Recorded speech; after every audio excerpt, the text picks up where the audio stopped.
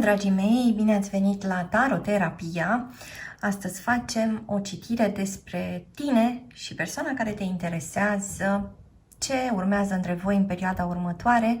Este o citire interactivă, avem două grupuri.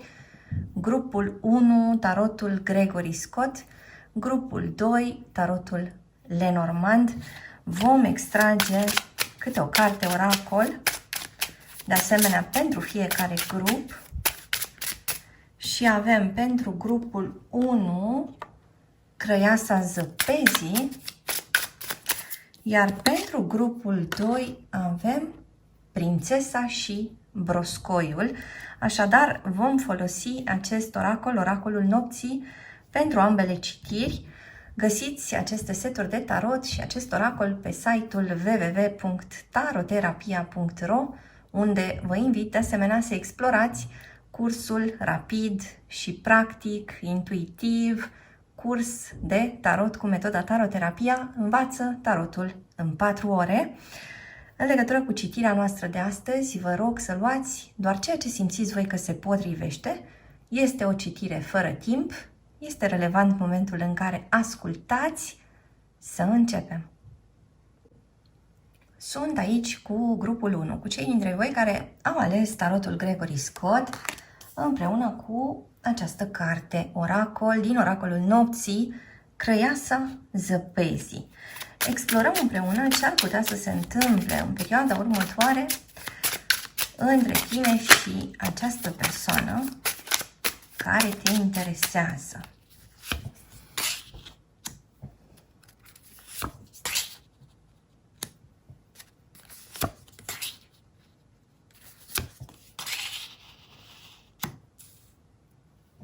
Iată pe cineva foarte îngrijorat, cineva care doarme și se trezește transpirat, plin de angoasă, plin de spaimă.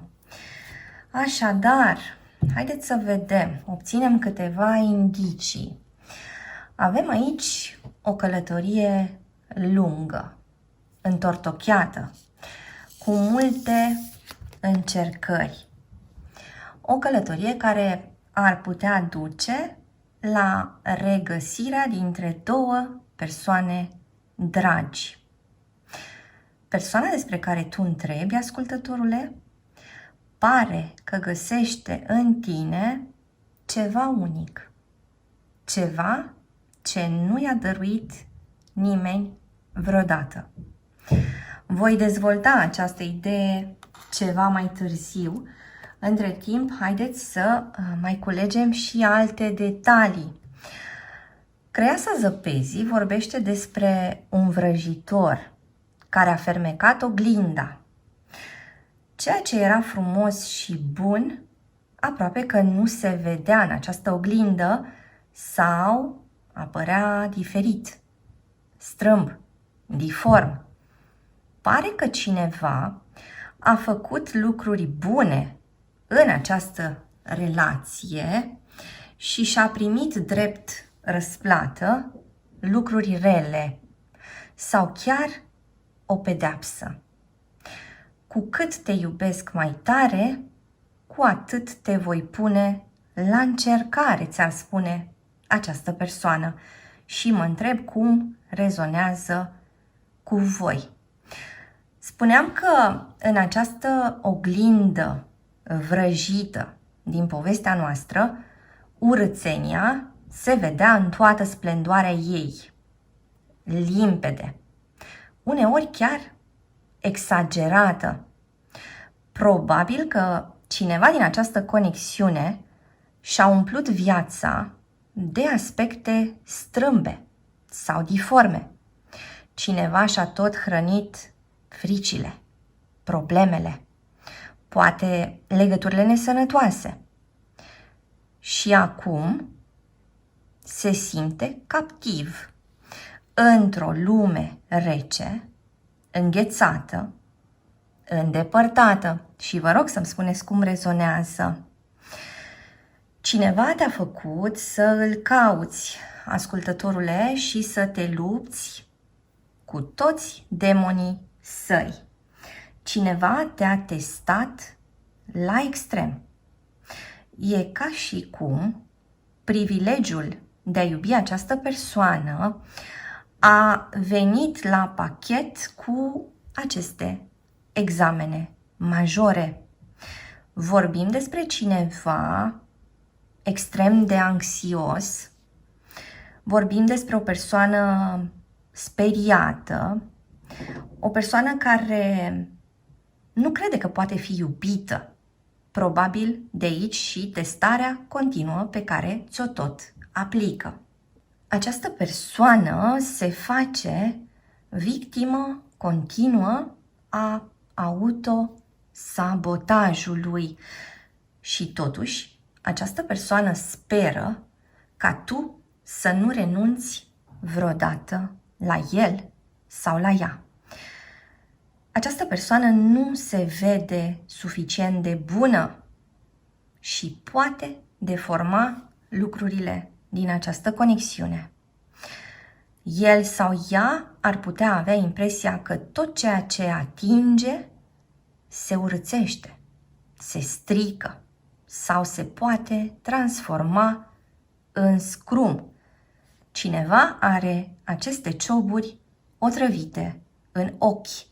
Așadar, cineva percepe greșit realitatea și se poate comporta ciudat. Cineva nu acceptă lucrurile așa cum sunt și consideră că trebuie să le strice, să le păteze sau chiar să le falsifice.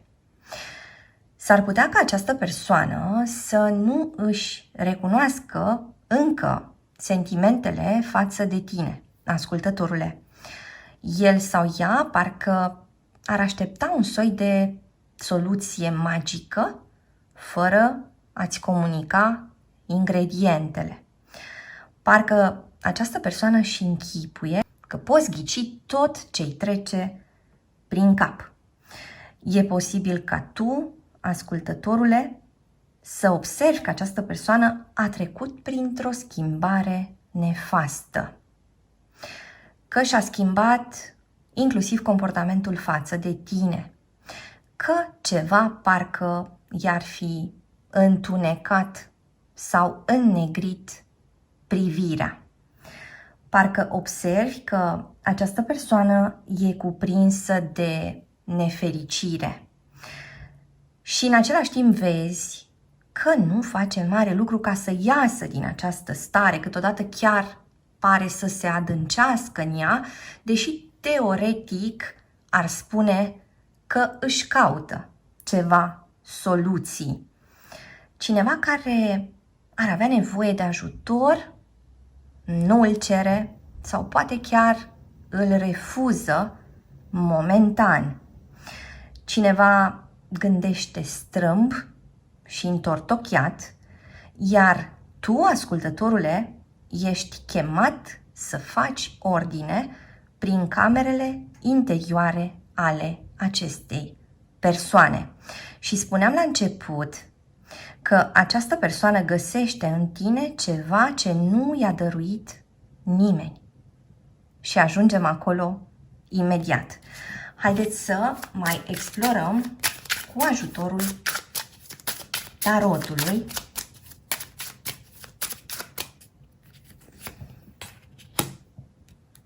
un 2 de cupe, nebunul, regele de bastoane și cavalerul de săbii. Cineva s-ar putea să-și ceară iertare în perioada următoare. Cineva s-ar putea să ajungă mai aproape de punerea în cuvânt a sentimentelor sale. Vorbim despre un 2 de cupe, parcă sunt lucruri care curg din ambele direcții și care vă pot ajuta să vă apropiați. Avem pe cineva care de asemenea capătă inițiativă. Cineva a spus ceva la nervi, a spus ceva în grabă, cineva a făcut ceva fără să stea prea mult pe gânduri. Un soi de acțiune nebunească pe care acum pare să o regrete. Haideți să vedem ce apare până acum. Avem persoane născute iarna sau primăvara, sau conexiuni formate sau destrămate pe timpul iernii sau pe timpul primăverii. Avem următoarele semne: Vărsător, Leu, Rac, Gemeni, Taur, Fecioară. Avem pe cineva dintr-un semn de aer care interacționează cu cineva dintr-un semn de pământ sau cineva dintr-un semn de aer care interacționează cu cineva dintr-un semn de apă sau, de asemenea, două semne de apă care pot interacționa. Date de naștere care apar aici: 13, 6, 27, 3, 9, 12, 18, 23, 30, 7, 15, 22, 4, 31 sau 14. Avem persoane născute în luna martie, în luna iulie, în luna octombrie, în luna iunie, în luna aprilie sau în luna decembrie. Ajungem acum la darurile tale, ascultătorule, care mișcă profund această persoană. Darurile tale se referă la adevăr, dragostea pentru adevăr, autenticitate, curaj. În creiasa zăpezii, fetița pornește singură la drum și înfruntă atâtea pericole pentru a-l salva pe băiatul prizonier din castelul înghețat. Această persoană vede curajul tău. Tu pari să ai acea putere unică de a topi acel bulgăre de gheață în care se transformase inima acestei persoane. Tu pari să ai acele instrumente simple, dar eficiente, care pot scoate acele cioburi otrăvite din ochii acestei persoane. Prin ceea ce tu faci acum sau în perioada următoare, pare că această persoană ar putea ajunge să vadă din nou drept, corect sau nealterat. Există ceva ce insuflă acestei persoane impulsul la ieșirea din impas.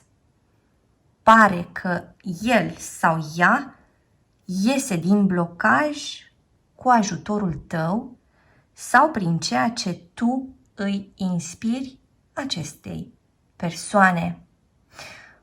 Odată ieșită din blocaj, această persoană nu va mai dori să renunțe la tine, ascultătorule. Îți mulțumesc că ai fost cu mine astăzi, te aștept și data viitoare. Între timp, hai pe www.taroterapia.ro. Găsești aici cursuri de tarot cu metoda taroterapia, citiri personalizate, seturi de tarot, oracole, cărți și alte surprize. Dă un like, lasă un comentariu și abonează-te la acest canal dacă ți-a plăcut acest video, iar până data viitoare, să ai grijă de tine! Sunt aici cu grupul 2, cu cei dintre voi care au ales tarotul Lenormand și această carte oracol, Prințesa și Broscoiul. Haideți să vedem ce detalii obținem din tarot, ce urmează între tine și persoana care te interesează. Ce ar putea să apară între voi doi în perioada următoare?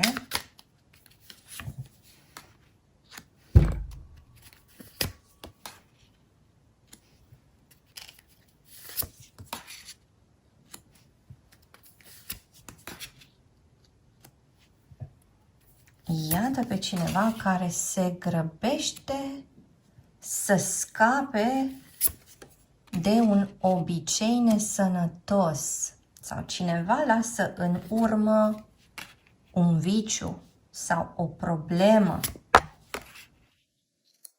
Vorbim despre o persoană care se simte foarte împovărată de anumite comportamente nesănătoase. Cineva urmează să aibă o confruntare foarte mare, în urma căreia s-ar putea să ajungă la o decizie.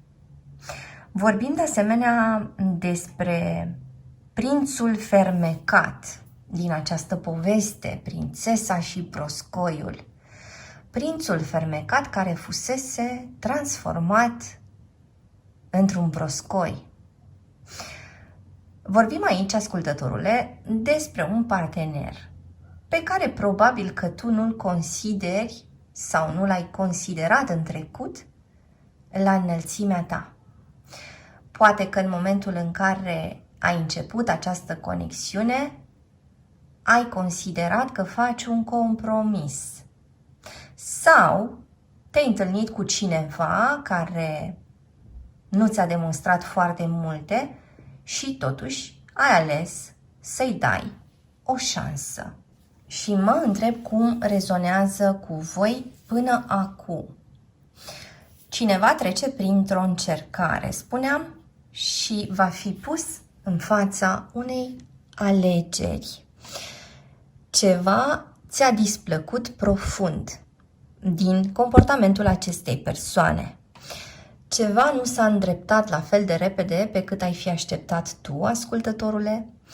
Ceva nesănătos, ceva nefast probabil s-a repetat de prea multe ori.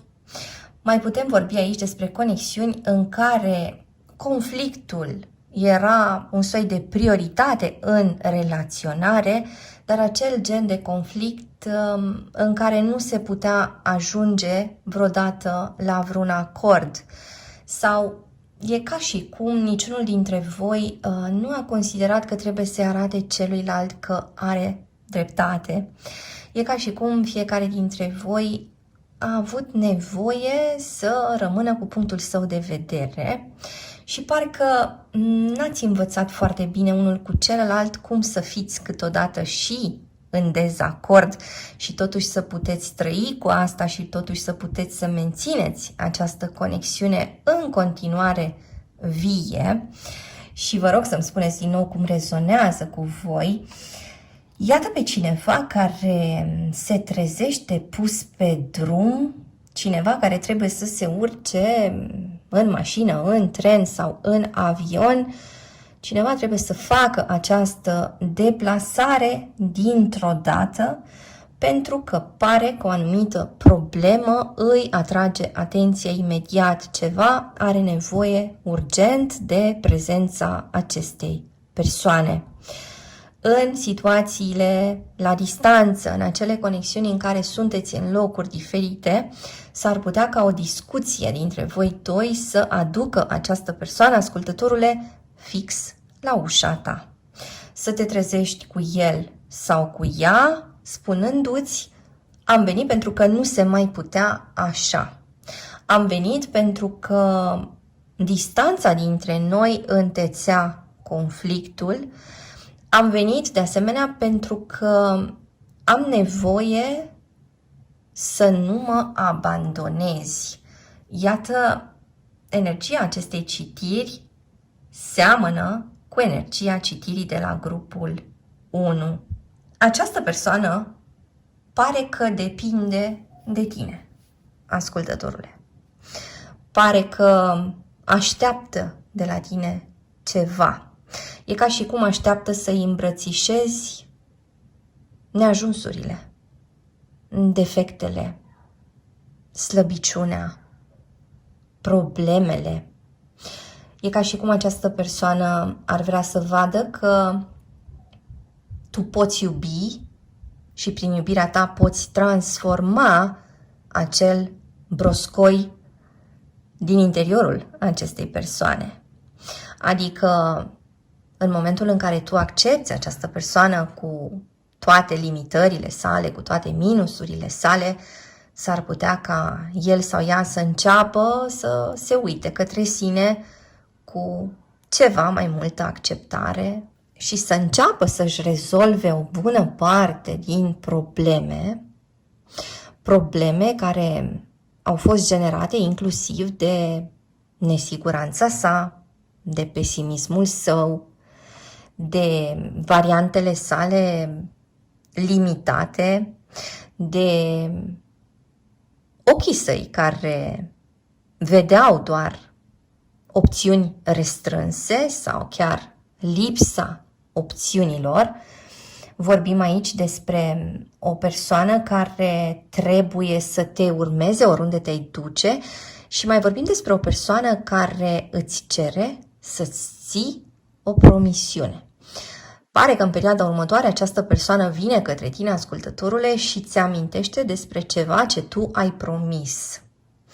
Și îți spune că tu nu poți renunța la acel ceva ce ai făgăduit că vei face. Este un acel ceva ce are legătură probabil cu începutul poveștii voastre. Ceva de genul: mi-ai spus că nu vei renunța vreodată la mine. Sau mi-ai spus că vom fi acolo împreună, la bine și la greu. Sau mi-ai spus că voi rămâne special, unic pentru tine, o viață întreagă. Îți amintește această persoană că ai spus ceva și trebuie să te ții de acel lucru, pentru că dacă nu te ții de acel lucru, atunci el va rămâne doar un broscoi. Sau ea va rămâne doar un broscoi. De ca și cum trebuie să se transforme doar prin intermediul tău, ascultătorule, cu ajutorul tău, de ca și cum tu ai acea poțiune magică și trebuie să o aplici. Îți cere în mod repetat să întinzi mâna ta către el sau către ea. Și mă întreb cum rezonează cu voi până acum. Haideți să vedem mai departe. Așadar, ce ar urma în această conexiune în perioada următoare?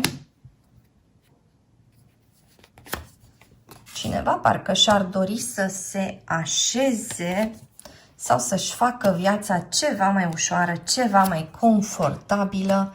Cineva caută echilibrul, cineva caută ceva căi pentru o ameliorare, pentru o vindecare. Avem destul de multe arcane majore. Avem aici pe cineva în Gemeni, Săgetător, Scorpion, Vărsător, Capricorn, Rac, Balanță. Sau avem o interacțiune dintre două semne de pământ, o interacțiune dintre două semne de aer. Cineva dintr-un semn de aer și cineva dintr-un semn de pământ. Cineva dintr-un semn de apă care interacționează cu cineva dintr-un semn de foc. Sau o interacțiune dintre două semne de foc. Haideți să vedem mai departe. Ce urmează între tine și persoana care te interesează, ascultătorule?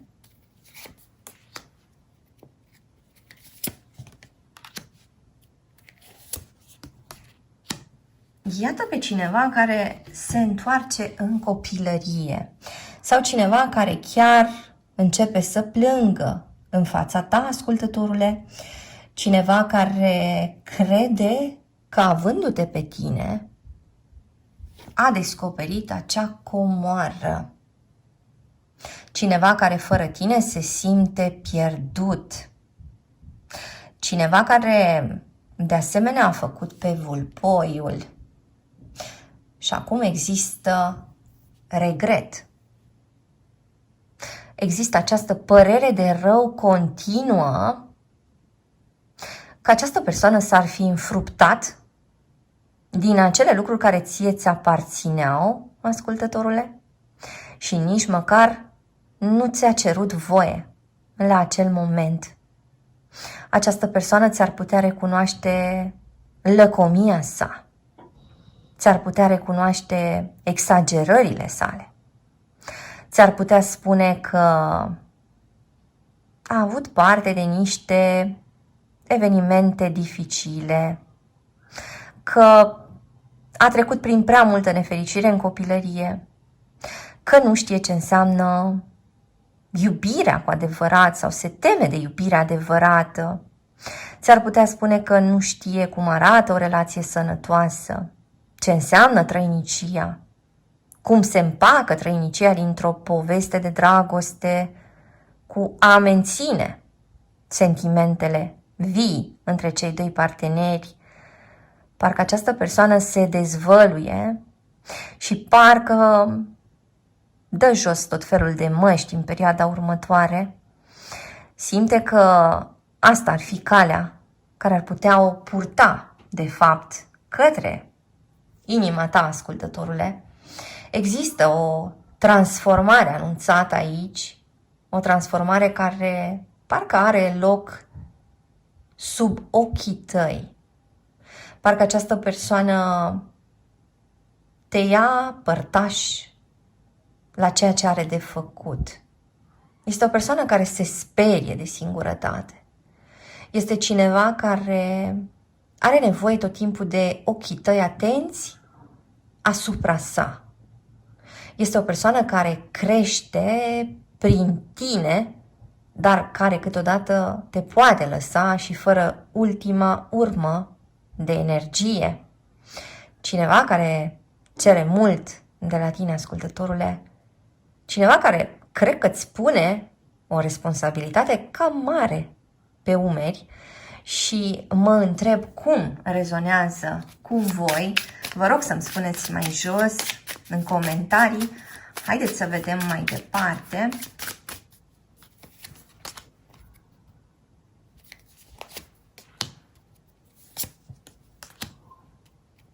Atunci când această persoană vrea să-ți comunice ceva, știe să-și găsească acele cuvinte potrivite. Știe să folosească discursul său în favoarea sa. Această persoană știe cum să ajungă la tine prin acele vorbe dulci. Știe cum să-și îmblânzească tonul. Știe cum să îți aducă acel buchet de flori exact când te așteptai mai puțin. Sau știe când să-ți trimită inimioare, când să-ți trimită un mesaj care pare să vină din inima sa. Vorbim despre o persoană care se reconectează la propria dulceață interioară pentru a o întinde de asemenea și către tine, pentru a ți-o oferi. Are nevoie de această îmblânzire, are nevoie de această modificare în abordarea sa, pentru că, spuneam mai devreme, altfel riscă să rămână un simplu broscoi.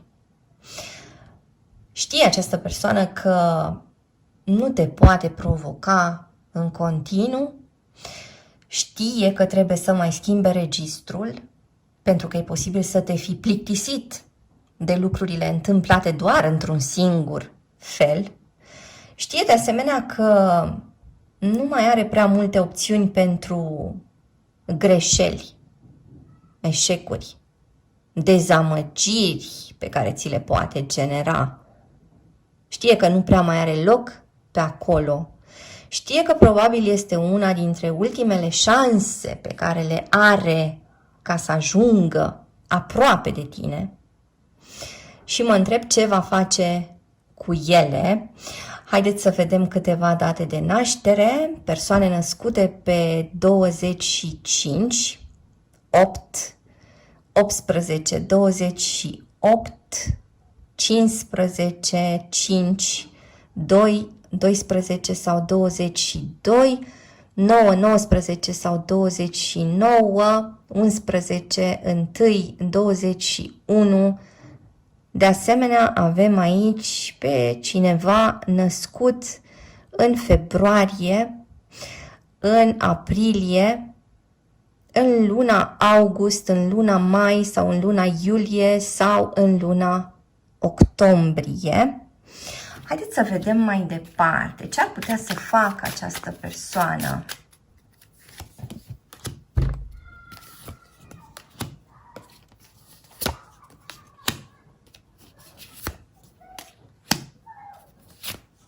Iată, un 5 de săbii, un turn,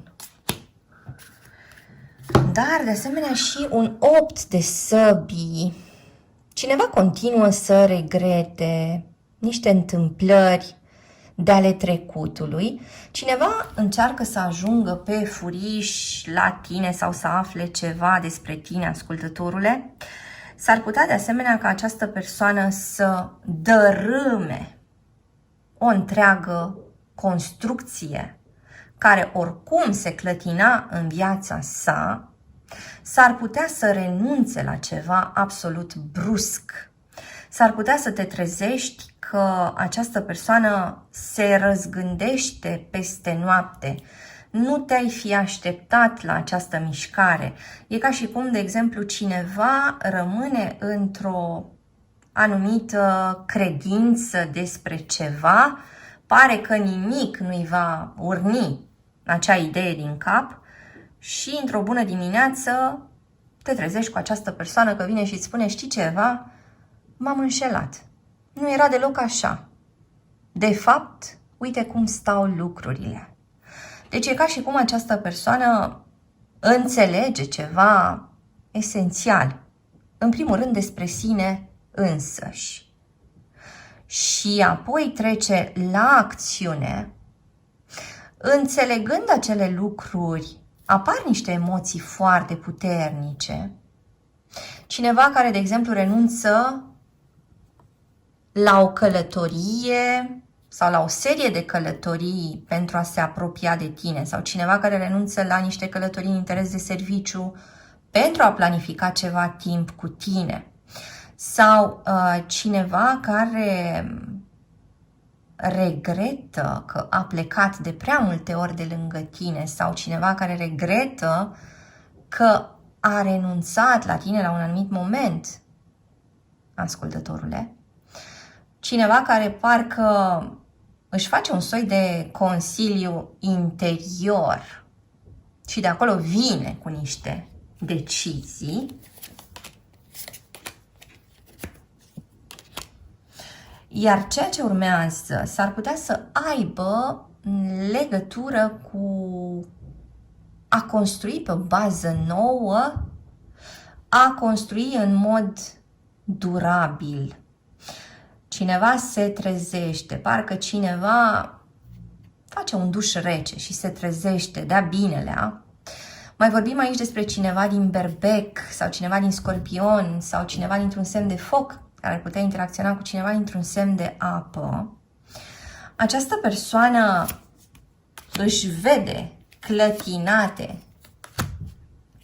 convingerile, credințele,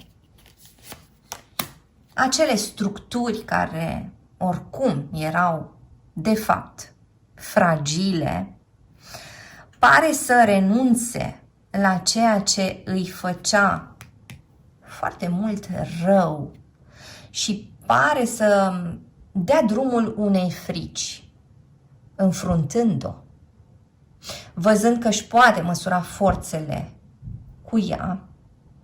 S-ar putea de asemenea ca această persoană să-ți spună că te vrea în centrul lumii sale și că nu vrea să continue în lipsa ta.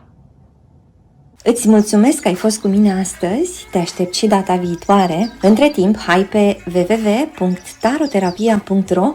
Găsești aici cursuri de tarot cu metoda taroterapia, citiri personalizate, seturi de tarot, oracole, cărți și alte surprize.